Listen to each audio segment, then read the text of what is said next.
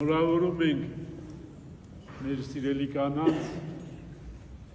նայրերին, քույրերին, դուստրերին։ Աստծո շնորհները ձեզանից անպագաս լինեն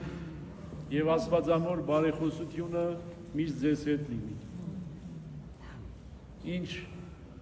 լավ բան որ ունենք մեր կյանքում, մեր մայրերին ենք պարտական, իսկ մայրերը կանայք են։ Այնպես որ ոնց էլ պտտվենք, գալիս ենք հայտնելու շնորհակալություն